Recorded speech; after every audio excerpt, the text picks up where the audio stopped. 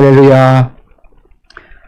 오늘 말씀 마태복음 21장 6절에서 11절 말씀을 통하여서 예수님을 알고 따라가라면 이라는 말씀의 제목으로 함께 은혜를 나누기를 원합니다.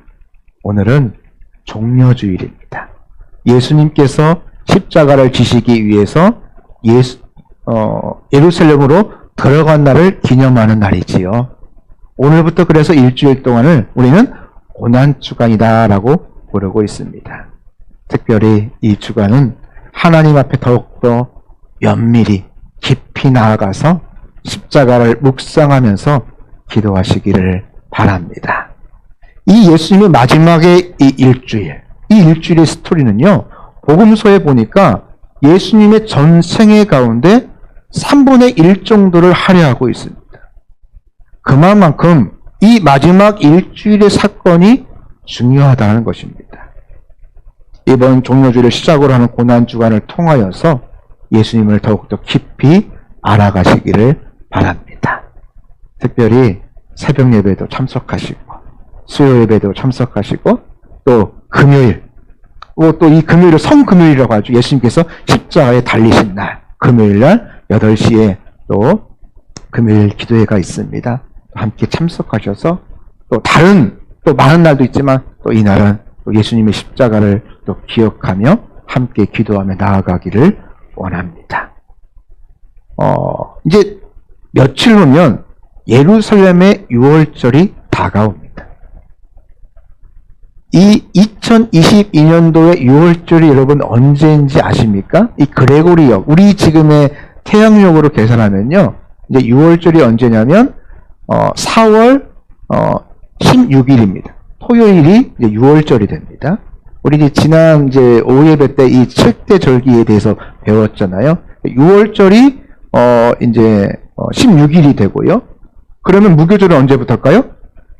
예, 그 다음 17일부터 13일, 7일 동안이 유교절입니다. 그러면 초실절은 언제라고 했어요? 예, 6월절이 낀 그 다음 날이라고 그랬잖아요. 그러니까 바로 16일, 6월절이 16일이었으니까 그 다음날 17일이 초실절이 되는 것입니다. 여러분, 초실절이 무엇을 상징한다고 그랬죠? 예수님의 부활을 상징하신다. 무덤에 머물렀던 예수님이 그 죽음을 이기시는 그 초실절, 그 초실절이 바로 부활절을 상징한다라고 우리가 우리 오예배 때 잠깐 나누었던 기억이 있습니다. 6월절이 다가옵니다. 이 6월절은 이스라엘 백성들이 출애굽하면서 이 육신의 해방을 맞이한 그 날을 기념하여서 지키는 절기이지요. 당시 이스라엘의 이 예루살렘의 인구는 약 한 10만 명쯤 됩니다. 여러분, 우리 익산 인구가 몇 명인지 아세요? 27만 7,551명. 그쯤 됩니다. 제가 어제 통계를 잠깐 살펴보았어요. 이스라엘의 인구가 그때 당시로 10만 명쯤 됩니다. 하지만 6월절이 되면 전국에 있는 방방곡곡에 있는 사람들이 다 모여듭니다. 그래서 약 200만에서 300만 명 정도의 사람들이 이 예루살렘에 모여들게 되어집니다. 엄청나게 난 인구가 되겠지요. 바로 오늘 말씀이 예수님께서 예루살렘으로 들어가실 때 그 내용들을 기록하고 있습니다. 수많은 사람들이 예수님을 따르면서 환호를 지르고 있습니다. 오늘 9절 말씀해 보니까 호산나 다윗의 자손이여 라고 하면서 사람들이 모여들어서 예수님을 외치고 있고, 그리고 서로 간에 묻고 있습니다. 10절의 말씀해 보니까 뭐라고 묻습니까? 이는 누구냐? 이 사람이 누구냐? Who is this? 이 사람이 누구냐라고 묻고 있습니다.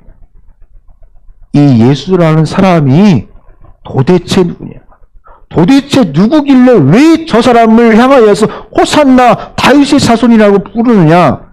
여러분 궁금하겠습니까? 안 궁금하겠습니까? 궁금하지요.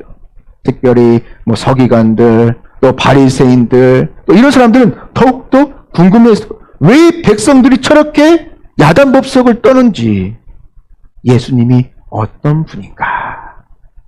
여러분, 종려주일에 물어야 될 가장 중요한 질문이 바로 이 질문입니다. 예수님은 어떤 분이신가? 예수님은 누구신가? 그리고 또 하나의 더 중요한 질문은 그 예수님은 나에게 어떤 분이신가?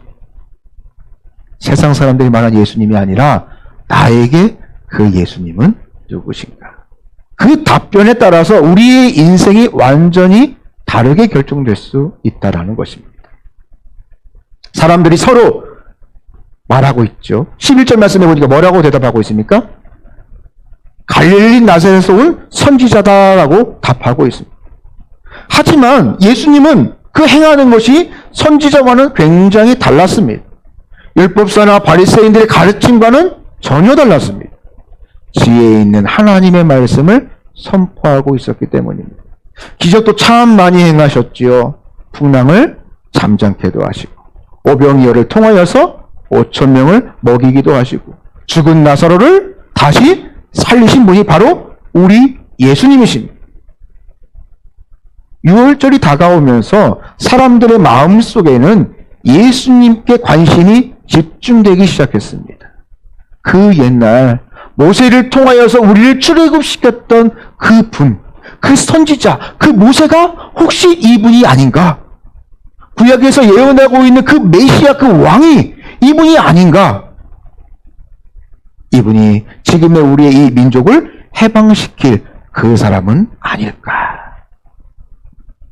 내 영혼을 구원할 구주, 그 구주가 아니라 로마의 제국의 압제에서 해방시켜줄 정치적인 메시아를 기대한 것입니다. 여러분에게 묻고 싶습니다. 예수 그리스도는 여러분 나에게 어떠한 분이십니까? 나의 구원자다. 나의 주인이시다. 나의 전부이시다. 왕이시다. 다양하게 대답을 할 수 있을 것입니다. 한 번 더 물어보기를 원합니다. 그렇다면 주 예수 그리스도 그 고백대로 정말 내가 그분을 따르고 있는가? 내가 그분을 그 고백대로 살아가고 있는가? 여러분, 고백은 누구나 할 수 있어요. 나는 하나님을 사랑합니다. 그분을 위해 지켰습니다. 100번, 1000번을 말할 수 있죠. 하지만 다시 한번 내가 나에게 묻는 것은 그렇다면 내가 그분을 따라가고 살아가고 있는가? 내가 그분을 정말 그 말씀대로 순종하며 살아가고 있는가? 오늘 본문에서 그 상황 하나하나가 이 예수님이 누구신지를 분명하게 잘 보여주고 계십니다. 우리가 하나님의 자녀라고 말하면서 혹시 나는 예수님에 대하여서 정말 무지한 채 살아가고 있지는 않는가? 여러분, 그래서 예수님을 정말 모르면서 오늘 이 이스라엘 백성들처럼 호산나 다윗의 자손이라고 말했지만 그들이 예수님을 알았습니까? 아니죠. 그들이 필요한 것만큼만 알았습니다. 그래서 교회 앞마당만 밟고 떠난다면 여러분 하나님의 마음이 어떨까요? 요한복음 17장 3절 말씀에 보니까 영생은 곧 유일하신 참 하나님과 예수 그리스도를 아는 것이다 라고 말씀하고 있습니다. 영생이 무엇이다고요? 하나님과 예수 그리스도를 아는 것이 바로 영생이다 라고 분명하게 말하고 있습니다. 신실한 믿음 생활은 예수 그리스도가 누구인지를 알고 그리고 그 삶을 따라가는 삶입니다.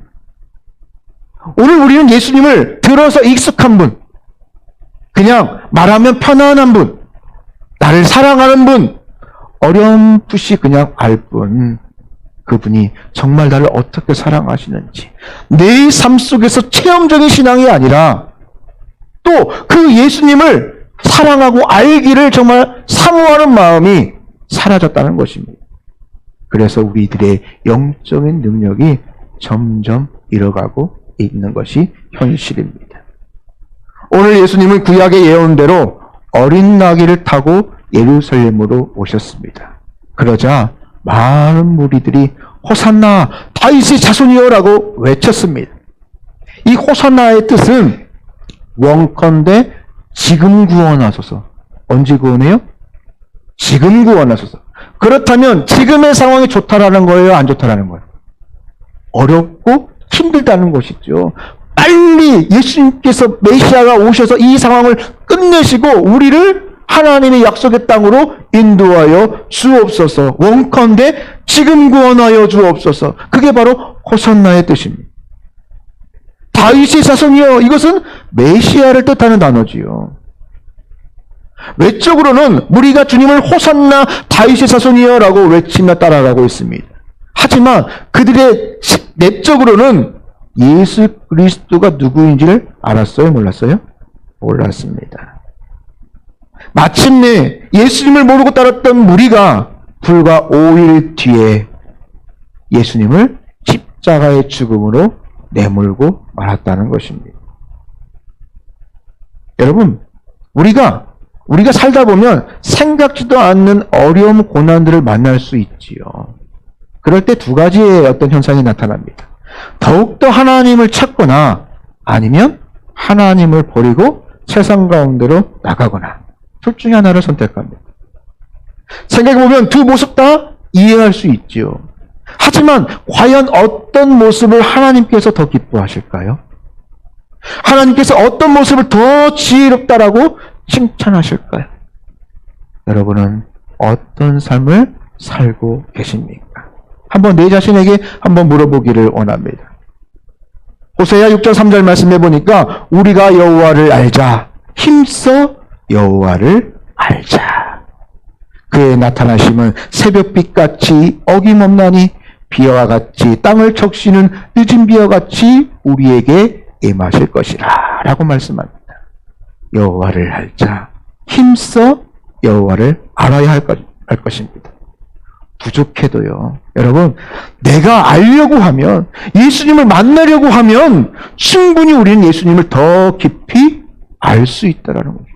왜 만나주시지 않겠습니까? 나를 애타고 기다리고 있는데요. 그러므로 세상이 악할수록, 어두울수록 기독교인들은 더욱더 예수님을 깊이 알아가면서 주님이 가신 그 길을 따라가야 할 것입니다. 오늘 종료주일인데요. 우리가 예수님을 바르게 알고 살아가려면, 따르려면 우리에게 무엇이 필요한지를 오늘 말씀을 통해서 우리 살펴보기를 원합니다. 첫 번째로 예수님을 알고 따라가려면 간접적인 신앙이 아니라 내 신앙을 가져야 할 것입니다. 당시 유대인들이 길에 겉옷을 벗어서 편 것은요, 주님을 누구로 환영하는 것이에요? 왕으로 환영한다는 표시입니다. 이 겉옷은요, 여러분, 유대인의 겉옷은요, 이게 정말로 귀한 거예요. 뭐 집 한 채만큼의 어떤 그런 값어치도 있어요. 이 옷이 때로는 내 집도 되고 내 이불도 되고 그만큼 소중한 것입니다. 그래서 내 겉옷을 벗어준다는 것은 그만큼 극진히 그분을 모신다는 거예요. 최고의 어떤 존중의 표현, 경외의 표현입니다. 주님을 왕으로 환영한다는 표시였습니다. 또 종려나무를 흔들면서 그것을 내리우는 것은 승리와 기쁨을 뜻하는 것입니다. 이것은 주로 전쟁이 나가서 승리한 이후에 개선장군이 들어올 때 그 왕을 영접할 때 많이 썼던 이 표현의 방식이 종려나무 가지를 흔들어서 내리워서 걸어가게 하는 것이었습니다. 비록 이 무리들이 호산나 다윗의 자손이여라고 고백했지만 이는 그들이 지금 주님께 자신의 영혼의 구원을 위해서 그런 것이 아니라 메시아로 인정하면서 그를 환영한 것이 아니었다는 것입니다. 어쩌면 제자들이 행했던 그 모습을 따라했을지도 모릅니다. 어쩌면 그냥 군중 심리로 이처럼 행동했을 수도 있습니다. 만일 이들이 예수님을 바로 알았더라면, 호산나 다윗의 자손이여라고 그들이 바로 알고라고 고백했더라면, 여러분 어떻게 5일 만에 예수님을 십자가에 못 박을 수 있겠습니까? 말이 안 되는 거잖아요. 예수님을 바로 알지 못했다는 것입니다. 여러분, 구원은 공동체가 한 번에 다 어떤 체험하는 것이 아니에요. 구원은 개별적으로 회개하고 주님을 영접하며 체험하는 하나님께서 나에게 주시는, 개별적으로 주시는 선물입니다. 이 민족은 구원받아라. 다 구원받습니까? 아니에요. 구원 못 받는 사람도 있다라는 것입니다. 구원은 겉으로 보이는 신앙이 아니라 주님을 직접 인격적으로 체험하는 영혼만이 누릴 수 있는 영혼의 특권인 것입니다. 그러므로 타인을 흉내내고 어떤 기분과 감정으로 인한 변덕스러움은 절대로 신앙인이 아니라는 것입니다. 구원은 내 입술로 예수님 없이는 나는 살 수 없습니다. 내 자신을 죄인으로 인정하는 회개의 모습, 예수님을 주로 고백하는 신앙의 고백, 그리고 영접함으로 주님을 따라가면서 살아갈 때에 주어지는 하나님의 선물인 것이죠. 여러분은 구원 받으셨습니까? 주님은 잃어버린 한 영혼, 구원받지 않은 그 한 영혼을 지금도 찾고 계신다는 사실이요. 왜 예수님께서 오시지 않느냐? 지금도 참으신다는 것이, 기다리신다는 것입니다. 한 영혼이라도 구원케 하시기 위한 아버지의 마음이라는 것이지요. 오늘날 이 교회 비극이 무엇이냐면 하나님을 체험적으로 직접 만나지 못한 영혼들이 점점 많아지고 있다는 것이. 내 할머니가 믿었던 그 하나님, 예수님, 내 부모님이 믿었던 하나님. 여러분, 그 하나님을 통하여서 내가 믿음의 신앙생활 시작할 수 있죠. 하지만 이제는 그 신앙이 자라나서 하나님을 만나고 예수님을 통하여 자라나는 믿음의 성도 여러분 되기를 축복합니다. 그리고 더 큰 비극은 이 하나님을 인격적으로 체험하지 못한 채에 더 많은 일들을, 더 많은 사명을 감당하고 있다는 사실. 아합과 이세벨의 딸이 누구냐면 아달랴입니다. 아달랴. 아달랴는 아합이 어디 왕이었습니까, 여러분? 북이스라엘의 왕이었죠. 근데 이 아달랴가 나중에 이 딸인데 왕이 돼요. 남유다의 왕이 돼요. 참 이 역사가 희한하죠. 예, 정말 이 역사를 보면요, 야, 이런 정말 막장에 막장이 없다라는 생각이 듭니다. 이 이세벨의 딸인 이 아달랴가 남유다 왕 이 여호람과 이 정략 결혼을 맺습니다. 예. 그런데 그래서 그를 통하여서 아하시아를 낳는데 이 아들이 예후 때문에 이제 그의 반란으로 인하여서 죽고 말아요. 남편도 죽습니다. 여러분, 그럼 누가 왕이 될 수 있어요? 그러면 그 주변의 왕족, 가문의 뭐 서열 순위대로 왕이 될 수 있겠죠. 근데 이 아달랴가 자기가 왕이 되려고 자기의 친족들을 싹 죽여버려요. 엄청난 일이죠. 그런데 겨우 피신한 그 손자 요아스를 제한 모든 일가족들이 다 죽게 되어집니다. 그리고 왕에 올라서 6년간 통치를 하게 되어집니다. 누구를 통해서 이 요아스가 이제 살아나느냐? 제사장이었던 여호세바가 이 요아스를 겨우 살려내었고 숨어서 그를 양육하고 기릅니다. 7년 동안 숨겨서 양육했습니다. 그리고 마침내 이 제사장 여호야다가 숨어 있었던 이 요아스를 왕으로 세워요.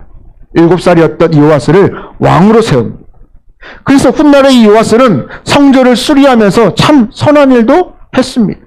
왜? 누구 밑에서 자랐습니까? 제사장 밑에서. 그래도 엄격한 신앙교육을, 말씀교육을 태어나면서부터 그 어린 시절을 다 그렇게 배웠으니까 얼마나 신실하게 배웠겠습니까? 율법을 얼마나 많이 외웠겠습니까? 철저하게 외웠겠죠. 그런데 열왕기상 12장 2절 말씀해 보니까 이 요아스에 대해서 이렇게 말씀하고 있습니다. 요아스가 제사장 여호야다를 그를 교훈하는 모든 날 동안에는 여호와 보시기에 정직히 행하였더라. 제사장 여호야다가 그를 교훈하는 모든 날 동안에는 정직하게 행하였더라. 이 말은 곧 무슨 말을 말하고 있습니까? 제사장이 살아있을 동안에는 정직히 행했는데 그 제사장이 죽으니까 어떻게 됐어요? 다시 악한 왕이 되었다는 것을 우리는 예측할 수가 있을 것입니다. 그런데 그 예측이 맞습니다. 제사장 여호야다가 죽은 후에 이 요아스의 신앙이 변했다는 것입니다. 실제로 이 요아스는 이 여호야다의 사후 우상 숭배에 깊이 빠지게 되어집니다. 그리고 심지어 이 요아스는 이 제사장의 아들이었던 스가랴를 무참하게 비참하게 죽이고 맙니다. 이유가 무엇일까요? 이 요아스는 이 제사장으로부터 물려받던 그 신앙을 물려받은 것이 아니라 하나님을 인격적으로 만난 것이 아니라 자기의 고백이 신앙 고백이 없었다는 것이 하나님을 만난 경험이 없었다는 것입니다. 그냥 교육으로 도덕적으로 지식적으로만 알았다는 것입니다. 여러분, 교회 안에도 마찬가지예요. 우리가 믿음 생활을 할 때 부부가 있는데 남편은 잘 믿는데 부인을 안 믿을 수도 저를 안 믿을 수도 있고 또 반대의 경우도 많지요. 또 부모님은 잘 믿는데 자녀가 또 안 믿어. 그런 경우도 있지요. 얼마든지 어떤 그런 경우들이 많을 것입니다. 여러분, 그런데 어떤 분들이 착각을 해요. 에이, 구원 받으셨습니까? 물어보면 저희 아내가요 교회 엄청 열심히 해요. 교회 예배 참석하지도 않고요. 교회 예배 빠지지도 않고요. 이런 별거 다 헌금도 어마어마하게 하는 것 같아요. 막 자랑을 하는 거예요. 그러면서 부흥을 논하는데 자기 아내의 신앙생활을 말하고 있다는 거죠. 제 할머니가 내 어떤 조상의 누가 이렇게 순교를 했고요. 어떻게 했고 이런 가문입니다라고 말해요. 부흥이 그와 무슨 상관이 있습니까? 지금의 나의 신앙의 상태가 말을 해야 되는데 나의 신앙이 아니라 다른 사람의 것을 말하고 있다는 것이. 우리가 삶 속에서 무언가를 머리로 아는 것과 내가 직접 몸으로 체험하는 것은 절대 같지 않다는 것입니다. 한 가지 예화가 있습니다. 전쟁에 패한 이 나폴레옹이 어떤 농부의 집에 숨었습니다. 이거 실제 있는 이야기입니다. 나폴레옹이 숨었어요. 어디로 숨을까 하다 보니까 장롱으로 숨었습니다. 그리고 이불 뒤로 이렇게 숨었어요. 그때 러시아 수색대가 이 나폴레옹, 이 패장, 이 장군을 잡아야 전쟁에서 진짜 승리하는 거 아니에요. 그래서 이 나폴레옹을 잡기 위해서 러시아 수색대가 집을 곳곳이 다 수색을 합니다. 그리고 이불장에 이제 그 총 앞에 있는 칼을 쑥쑥 다 집어넣는 거예요. 구사일생으로 이 나폴레옹은 하지만 살아남을 수 있었습니다. 얼마나 그 마음이 두려움과 그 마음이 심했겠습니까? 근데 농부가 짓궂게 이 나폴레옹에 묻습니다. 폐하, 적병이 칼로 이불을 찌를 때에 그때 기분이 어땠습니까? 라고 묻습니다. 좀 위트 있게 할 수도 있었겠지요. 어떤 그런 마음, 그것을 분위기를 좀 풀려는 그 마음. 그러자 나폴레옹이 갑자기 얼굴이 정색을 하면서 이 농부를 내일 사형시켜라, 총살시켜라 라고 그 부하들에게 명령을 하는 것이. 다음날 농부를 총살시키려고 하는데 갑자기 황제의 근위병이 멈춰라 라고 하며 소리를 칩니다.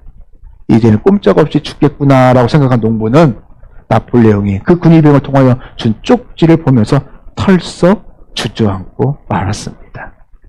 어떻게 써 있으려니까 이불장에 있을 때의 내 기분을 알겠습니까? 그냥 내 생각으로 말하는 것과 그것을 직접 죽음의 문턱에서 그것을 경험하는 것과는 전혀 다르다는 것입니다. 우리가 말씀을 통하여서 설교를 듣고 아멘하고 화답하는 것, 우리가 함께 호산나 다윗의 자손이여 찬양하는 모습, 우리에게 필요하지요. 그러나 이것보다 중요한 것은 예수님을 나의 구주로 고백하는 체험적인 신. 정말 그 주님이 나의 구주라는 그 마음이 내 마음속에 자리 잡아야 된다는 것입니다. 인격적인 신앙이 더 절실히 필요하다는 것입니다. 보고 들어서 하는 신앙이 아니라, 그냥 익숙한 신앙이 아니라 내가 주님을 인격적으로 만나는 그런 체험적인 믿음이 우리에게 필요한 때라는 것입니다. 절대 같을 수가 없다라는 것이지요. 여러분, 지금의 나의 신앙이 무리처럼 그냥 군중심리에 의하여서 그냥 따라만 가고 있는지, 아니면 예수님을 그 사랑을 깨닫고 따라가는 신앙인지 내 자신에게 한번 물어보아야 할 것입니다. 구원은 군중 심리로 그런 쫓아가는 신앙이 아니라 인격적인 신앙을 통하여 하나님의 은혜로 선물로 받는 것입니다. 부족해도 내가 직접 주님을 만나고 따르는 신앙, 그 신앙만이 복음과 같은 길을 걸어갈 수 있지만 이 간접적인 신앙은 곁길로 빠질 수 있다는 사실이에요. 특히 직접적이고 형식적인 신앙은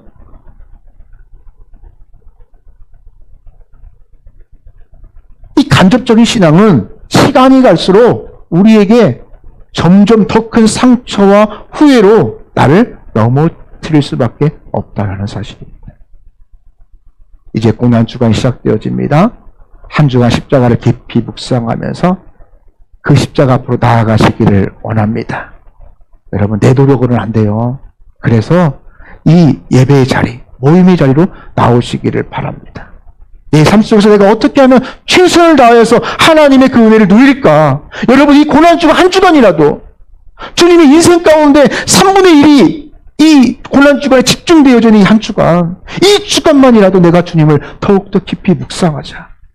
여러분, 그거 안 되겠습니까? 그거 할 수 있지 않겠습니까?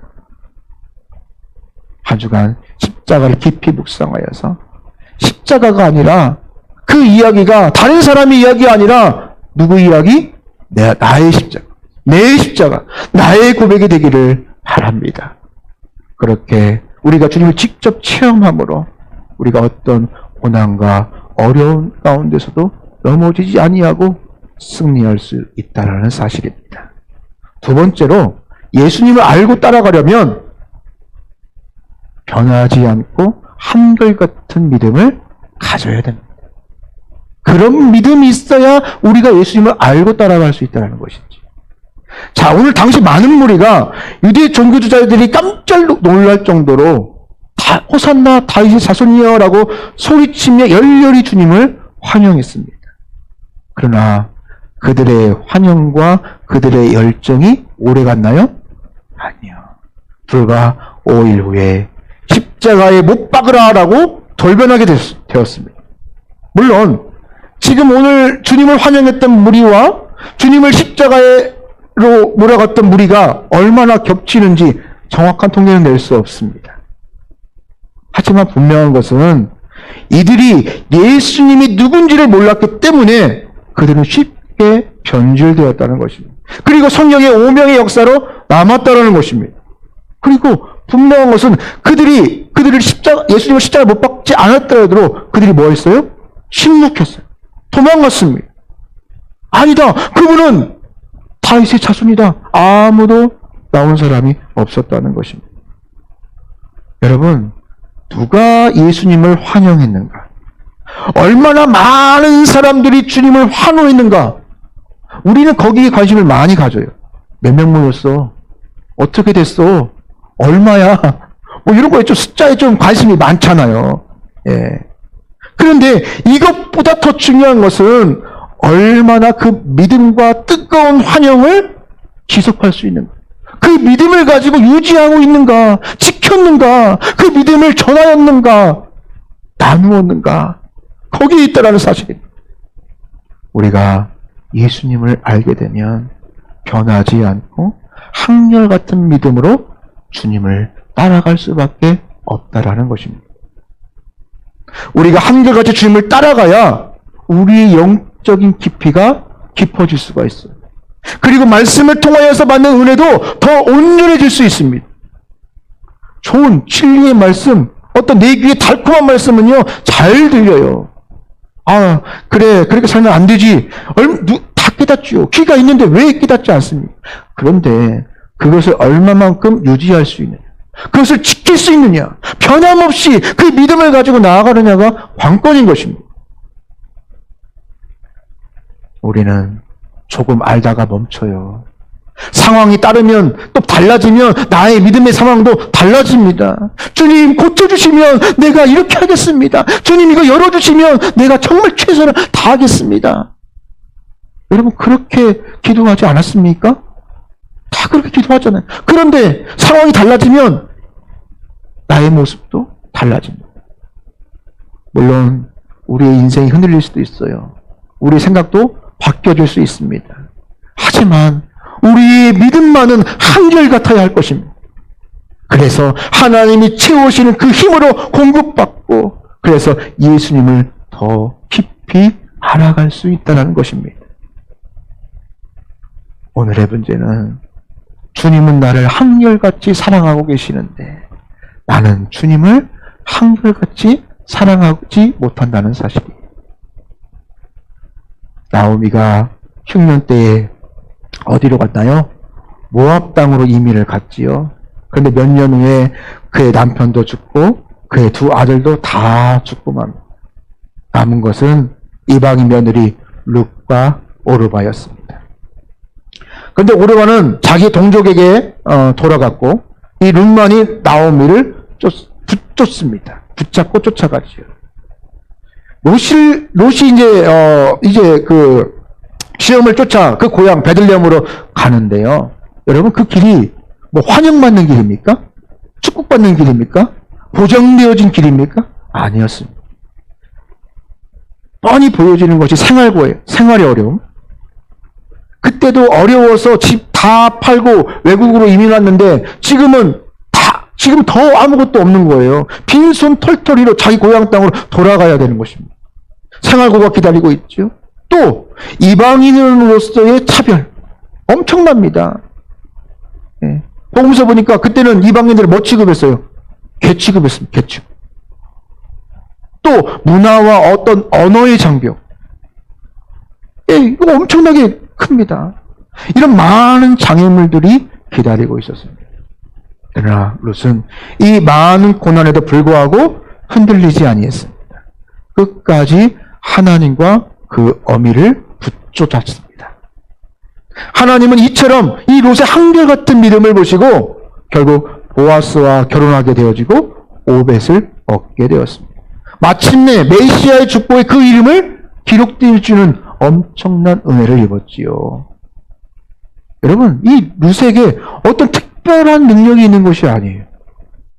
한결같은 믿음으로 하나님을 더 깊이 알아갔다는 것입니다. 변하지 않았다는 것입니다.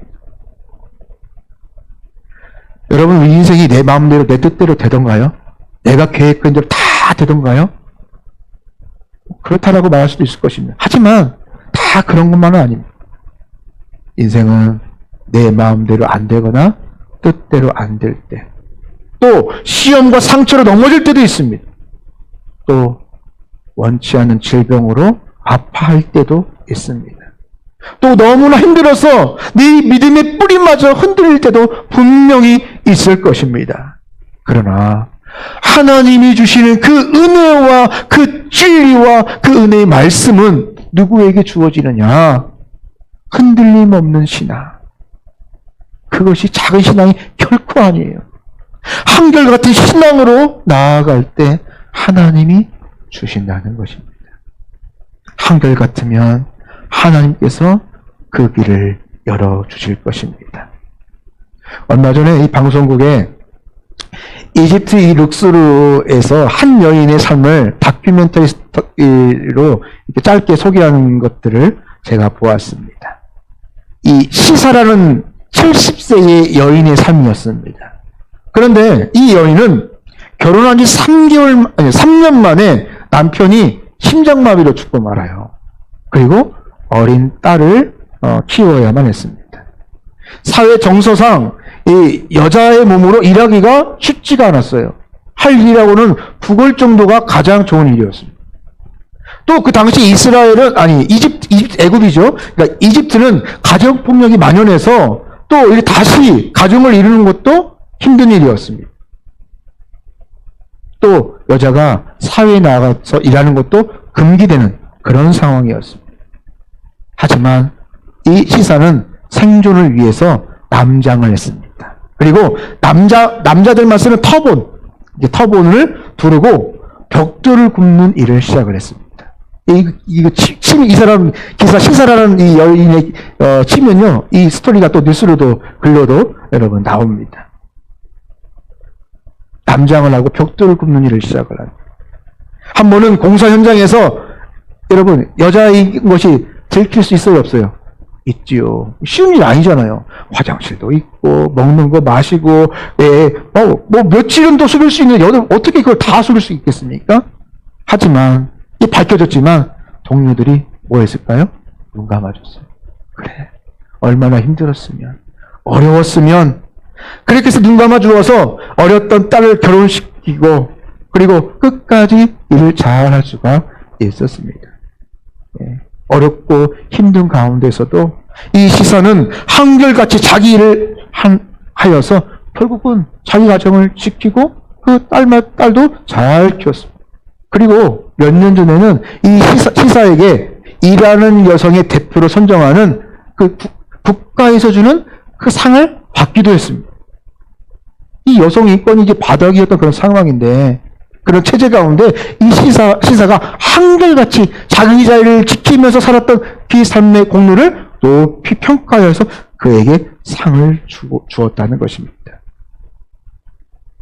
여러분, 이 여인이 한결같이 자기의 자리를 지키면서 그 일을 할 동안 여러분 얼마나 힘들었을까요? 얼마나 외롭고 얼마나 마음이 졸였을까요? 내 신분이 실토나면 어떻게 될까? 그리고 네 자녀는 어떻게 키워야 될까? 그런데 그는 한결같이 자기를 잘 지킴으로 이 일을 묵묵히 감당했다는 것입니다. 여러분, 그런데 오늘을 살아가는 우리도 그렇게 다르지 않다는 것입니다. 우리 삶 속에서도 아픔과 어려움이 많지만 그래도 우리에게 살아계신 하나님이 나의 주인이므로, 나의 부모이므로, 내 친구이므로, 나와 늘 동행하여 주심으로 더더욱 나는 내 믿음을 지키고 나의 믿음의 자리를 지키고 살아가야 될 줄을 믿습니다. 우리 삶 속에서 나를 넘어뜨리는 것들이 참 많지요. 하지만 세상이 악하고 힘들어도 내가 살아야 되고 또 내가 구원받아야 하기 때문에 내 믿음은 흔들리지 아니하고 한결같이 나아가시기를 바랍니다. 하나님은 이 연약한 내 인생이 시험과 상처로 얼룩되어져 있기보다는 한결같은 마음으로, 굳건한 믿음으로 주님을 믿고 체험하며 굳건히 따라가기를 원하실 것입니다. 이제 종료주일입니다. 고난주간입니다. 십자가를 깊이 묵상하는 삶을 통하여서 내가 한결같은 믿음으로 주님을 더욱더 알아가는 믿음의 한 주간이 되기를 바랍니다. 그래서 더욱더 신실하게 주님을 따라가기를 원합니다. 우리 같이 한번 찬양하기를 원합니다. 당신은 영광의 왕,